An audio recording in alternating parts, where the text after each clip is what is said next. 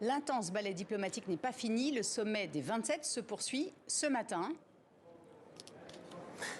Effectivement, un sommet des 27 qui a commencé hier soir et dont il ressort un double message, unité et fermeté. L'unité, ça c'est le credo de Joe Biden, l'unité des Occidentaux face à Vladimir Poutine. Il faut absolument continuer à avancer ensemble pour arrêter ce type, a déclaré le président américain. Et puis le président ukrainien, le président Zelensky, est également intervenu par visioconférence au cours de ce sommet. Il a félicité les 27 pour leur fermeté, mais il leur a demandé aussi d'aller plus loin en coupant le robinet de gaz et de pétrole russe. Ça, c'est un message qui a un petit peu du mal à passer. Écoutez d'ailleurs à ce propos le Premier ministre belge Alexander De Croo.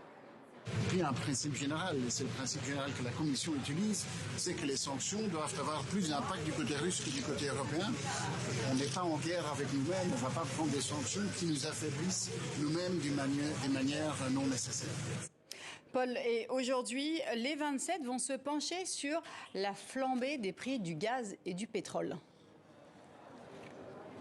Et surtout sur la manière de réduire les factures des ménages européens, parce que pour beaucoup de citoyens, la situation est devenue intenable. Alors il y a une idée qui est dans l'air, c'est de plafonner les prix. C'est une idée qui est soutenue par des pays comme la Belgique, comme l'Espagne, mais d'autres pays rechignent comme l'Allemagne et les Pays-Bas, parce qu'ils craignent que les fournisseurs aillent vendre leur gaz, leur pétrole ailleurs qu'en Europe. Et puis il y a la question de la taxation des géants de l'énergie qui ont fait plus de 200 milliards de surprofits depuis le début de la crise. La Commission européenne autorise les États à taxer les profits excessifs, mais jusqu'à présent, il n'y a que l'Italie qui a franchi le pas.